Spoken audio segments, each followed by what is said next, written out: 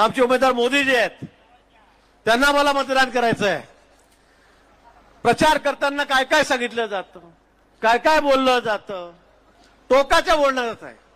काल आमचे संजय राऊत आले, गुलाब भाऊ तुम्ही त्यांचा चांगला समाचार घेतला, मी तसं बोलणार नाही, आपली खरं म्हणजे ती संस्कृतीच नाही।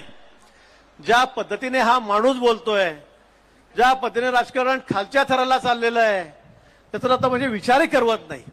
या माणसामुळे या राज्यातलं राजकारण हे कुठे चाललेलं आहे। सकाळ झाले की हा माणूस काय काय बोलतो, काय काय बडबडतो, म्हणजे कधी कधी वाटतं आधी कानात बोटं घालावं मग फक्त त्याच्याकडे बघावं, इतकी वाईट परिस्थिती आहे। आणि म्हणतो काल काय बोलला मी बोलणार नाही, त्याचा उल्लेखही करणार नाही, पण आमच्या दोन्ही कॅन्डिडेट बद्दल, आमच्या दोन्ही भगिनींबद्दल तो जे बोलला ते अतिशय आक्षेपार्ह आहे। या दोन्ही बाडखाऊंना पाडा, हे बोलणं झालं। खरं म्हणजे त्याला जळगावूनच परत जाऊन कामाने होतो आपण, पण दुपारच्या उन्हामध्ये 2000 लोक घेऊन आले, इथे काय काय बरडले निघून गेले। ही तुमची संस्कृती आहे, हे तुमचे विचार आहेत।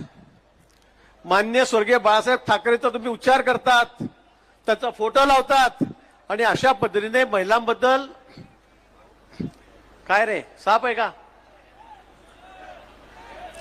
या बैस बैस बैस काही नाही काही बैस बैस, नाही तर मी साप पकडतो बरं, मी येतो तिथं, हा मी सर्पमित्र आहे।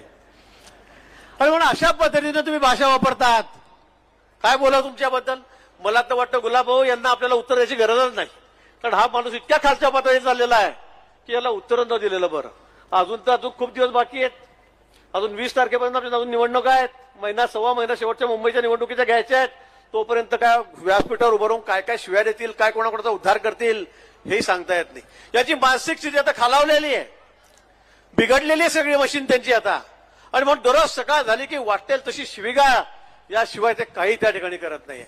आणि म्हणून मित्र, ही निवडणूक ही काही दोन्ही उमेदवारांची नाही आहे, ही निवडणूक कुठली नातेगोत्याची नाही आहे। याचं नातं इकडे जास्त आहे, त्याचं नातं भडगावला आहे, त्याचं नातं पाचोऱ्याला आहे, त्याचं नातं चाळीसगावला आहे। ही काही नातेगोत्यांची आहे, ही समाजाची आहे, ही धर्माची निवडणूक आहे। तरी कुठल्याही नातेगोत्याची, समाजाची, धर्माची निवडणूक नाही, तरी देशाच्या अस्तित्वाची निवडणूक आहे। ही देशाची निवडणूक आहे।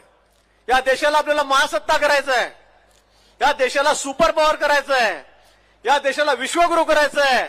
आणि त्यासाठी एकच इलाज आहे, काय आहे तो, या देशाला सुपर पॉवर कोण करू शकतं? राहुल गांधी करू शकतात? उद्धव ठाकरे म्हणे पंतप्रधान होतील, आता काय डोकं फुटतंय माणसाच्या पुढे? संजय राऊत म्हणले परवा उद्धवजी सुद्धा पंतप्रधान होऊ शकतात। अरे बाबा, 2 खासदार तर निवडून आण, मग पंतप्रधान हो। शरद पवार पंतप्रधान होऊ शकतात, त्या देशाला सुपर पॉवर करू शकतात।